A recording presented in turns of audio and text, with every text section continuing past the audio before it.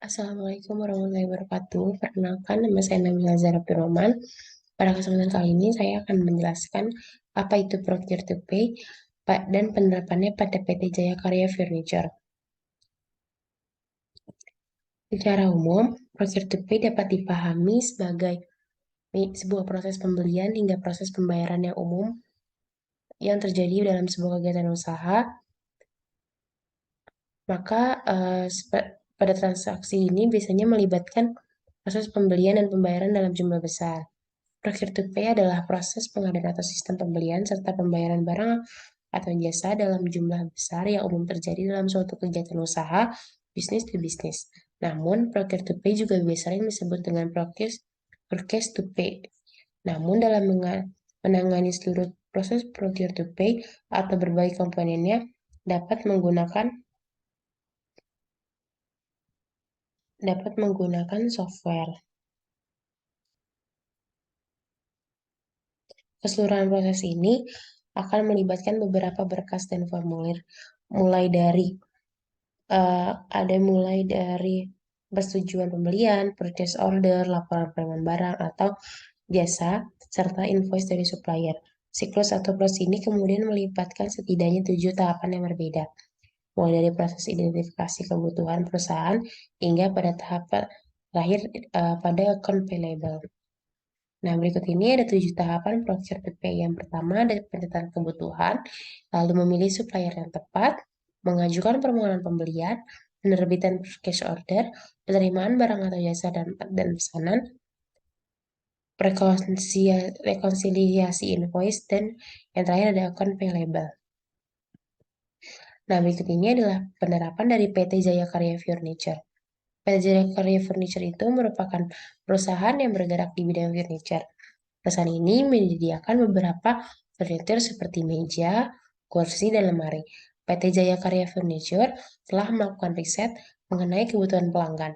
Berdasarkan hasil riset tersebut, perusahaan ini membutuhkan meja makan yang berkapasitas lebih dari 4 orang. Anggaran yang tersedia untuk pembelian bahan produksi yaitu sebesar 26 juta rupiah dengan kualitas yang terbaik dan unit yang diperlukan sebagai display produk baru tersebut sebanyak 2 unit. Pada pembuatan produk ini, perusahaan menggunakan vendor baru, sehingga perusahaan melakukan pencarian vendor yang sesuai dengan anggaran dana dan kualitas yang diinginkan. Nah, berikut ini terdapat flowchart dari PT Jaya Karya Furniture.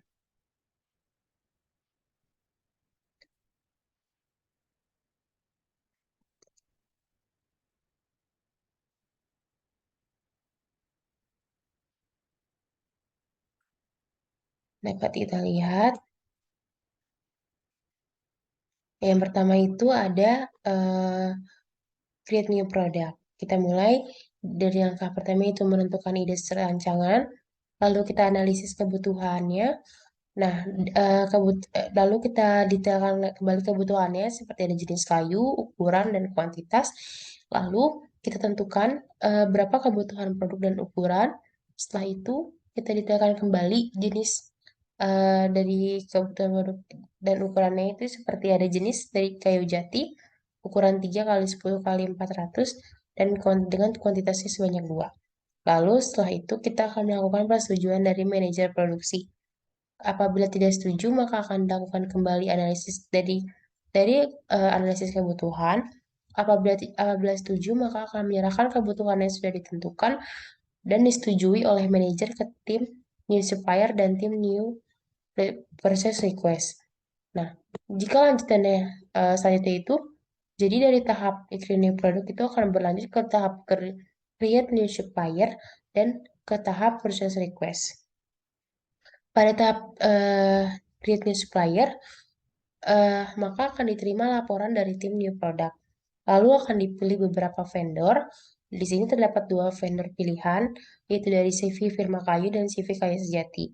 Lalu selanjutnya yaitu menentukan jenis vendor yang dipilih. Lalu kumpulkan informasi. Lalu setelah menentukan jenis vendor dipilih, kita akan melakukan pengecekan data asli vendor pada database perusahaan.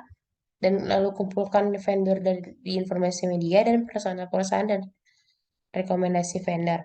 Selanjutnya dari ketiga tahap ini eh, kita lanjutkan yaitu kita screening awal berdasarkan lokasi geografis dan kondisi produk. Apabila dari screening tersebut memenuhi syarat, tidak memenuhi syarat, maka akan dieliminasi secara langsung. Apabila memenuhi syarat, maka urut selanjutnya itu urutkan berdasarkan indeks evaluasi vendor dengan menghubungi IT. Selanjutnya, pilih vendor yang memiliki produk berkualitas untuk bekerja sama.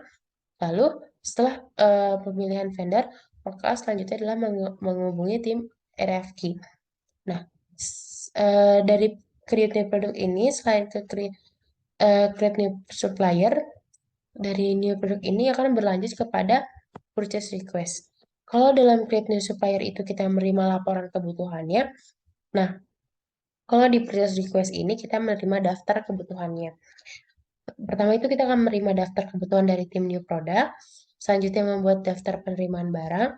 Di sini, lalu ini ada detail kebutuhan bahan produksinya, ada jenis kayu jati dengan kuantitas 2 dengan ukuran 3 kali 10 kali 400. Setelah membuat daftarnya, selanjutnya itu melengkapi form purchase request. Setelah itu meminta persetujuan dari pihak manajer produksi. Apabila tidak disetujui, maka akan dilakukan perbaikan permintaan pembelian dan mengirim ulang permintaan. Lalu, jika sudah diperbaiki, maka minta persetujuan kembali kepada pihak manajer. Apabila disetujui, maka akan mengirim kepada purchase order ke bagian purchase. Pada di bagian create new supplier, setelah vendor yang memilih vendor yang memiliki produk kualitas untuk kerjasama, maka akan dilanjutkan kepada tahapan RFQ atau request for quotation. Yang pertama itu dilakukan master data, lalu selanjutnya dilakukan request for quotation. Terdapat dua vendor, vendor 1 dan vendor 2 yang dapat kita lihat di layar dengan jenis ukuran harga kuantitas dan masing-masing. Lalu kita pilih nih quotation. Apabila uh, iya, iya, maka akan dilakukan proses akan dilanjutkan kepada proses order. Apabila di reject, akan kembali menuju ke proses request for quotation. Pada proses request dan request for quotation dari dua tahap ini akan berlanjut kepada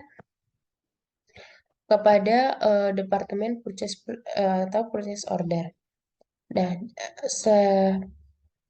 pertama itu adalah menerima data dari PR dan IRFQ, lalu akan melakukan purchase order dengan vendor yang dipilih yaitu vendor 2 dan dengan detail kebutuhan sebagai berikut. Selanjutnya akan dibuatkan form purchase order sesuai dengan bahan produksi yang diperlukan untuk dibeli. Lalu akan dilakukan pengajuan form tersebut kepada pihak manajer purchase.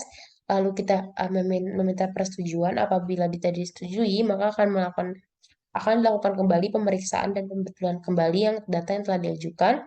Setelah itu, dibuat kembali from purchase order sesuai dengan bahan dan produksi yang diperlukan untuk dibeli. Dan akan dilanjutkan ke tahap selanjutnya. Apabila sudah disetujui, maka akan dilakukan penyerahan dokumen via email ke pihak vendor 2 atau ke CV firma kayu. Setelah melakukan pilihan dokumen, tahap selanjutnya itu adalah menerima barang dari vendor kayu tersebut. Lalu akan dilakukan pengecekan barang. Apabila pesanan tidak sesuai, maka akan dilakukan pelaporan pada supervisor, lalu akan melakukan pengembalian barang kepada vendor. Apabila sesuai, maka akan melakukan pengecekan kualitas, lalu dilakukan pengecekan kuantitas, lalu akan dilakukan pengambilan barang. Setelah pengambilan barang, kita akan menerima vendor bill. Dari vendor bill tersebut, maka akan kita cek kembali apakah vendor bill tersebut memiliki nomor purchase order. Apabila tidak, maka akan dilakukan tahap itu menghubungi pihak purchase untuk meminta menyelesaikan purchase order dan menyetujuinya. Apabila sudah memiliki, maka akan cocokkan vendor bill dengan purchase order PO yang disetujui dengan isi form tagihan vendor tersebut sebagai berikut. Apabila tidak memiliki, maka hubungi vendor untuk menginformasi bahwa buyer bill ditahan dan menunggu penerimaan barang atau layanan. Apabila sudah iya, maka akan dilakukan persetujuan manajer accounting, lalu disimpan oleh vendor bill, lalu akan dikonfirm oleh vendor bill, maka selanjutnya itu akan dilakukan request registrasi pembayaran. Tahap selanjutnya itu ada eh, Departemen Finance.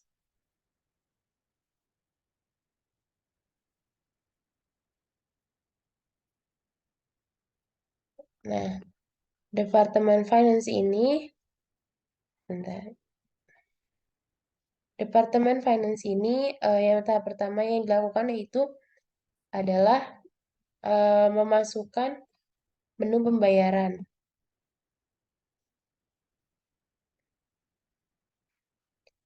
Lalu masuk ke menu pembayaran, lalu akan masukkan nomor pembayaran, lalu kita akan mengecek kembali apakah sudah sesuai.